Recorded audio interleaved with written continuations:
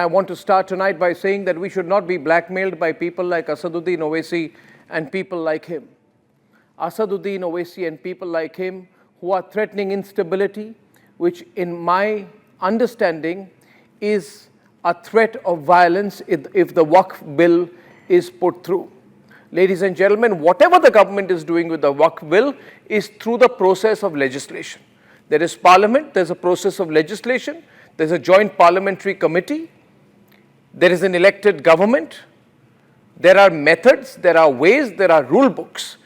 And if the government wants to bring in changes through the Waqf bill, it has every right to do so by doing it as per the law. And I say tonight that you and I and all of us should tell Mr. Asaduddin Owaisi that we will not be blackmailed by him. Who is Asaduddin Owaisi to say there will be instability in the country? Just because he doesn't like the legislation being proposed? Just because he knows that he and his friends will lose a lot of money, will lose a lot of assets, will lose thousands of crores worth of land that they've illegally got in their name by using their political clout to blackmail and get their way through previous Congress regimes? Who the hell is Asaduddin Owaisi to threaten the country? Let me tell you the words he's used. He says, I am cautioning and warning this government. Look at the words. If you bring the Waqf law in its present form, which is in violation of Article 25, 26 and 14, it will lead to social instability in this country. And then he's gone on to try and fearmonger, saying no Waqf property will be left, nothing will be left. Of course, Asaduddin Owaisi, you and your friends who've got so much properties in your name, nothing will be left for you through the Waqf. You will be unable to take away the land of the poor, the needy, land in which there should be hospitals and orphanages, land in which there should be parks. You and your friends will be unable to take over the land and then lease it illegally to whoever you want and pocket all the money inside your own treasuries. You will not be able to do that, and because you can't, you are now threatening violence and instability in the country. Ladies and gentlemen, this is the same man, the same Asaduddin Owaisi, who had asked, who will protect the Hindus when Yogi and Modi are not in power?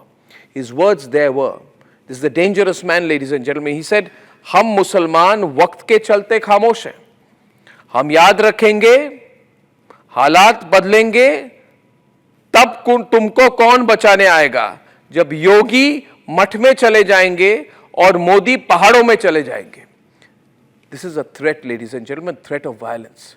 That if Modi and Yogi are not there, there will be violence against the Hindus. Why should we put up with these threats of violence from Asaduddin Owaisi?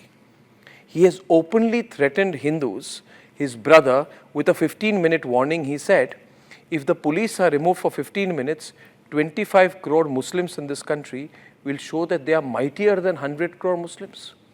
This is a threat of violence. Why should we let these Owaisi brothers get away with it? Why should we tolerate this? A man who on the streets and in rallies calls for violence or short of it, and then speaks a barrister language when he's speaking in parliament. This double-faced approach cannot be tolerated. I say, let's take action against Asaduddin Owaisi legally. Mr. Owaisi, while the Indian Constitution does not explicitly mention hate speech, I think you are the biggest ambassador and voice of hate speech. Remember, Asaduddin Owaisi, your rights for freedom of expression are also subject to reasonable restrictions under Article 19(2). You have violated Section 196 by promoting enmity between different groups on grounds of religion and doing acts prejudicial to the maintenance of harmony.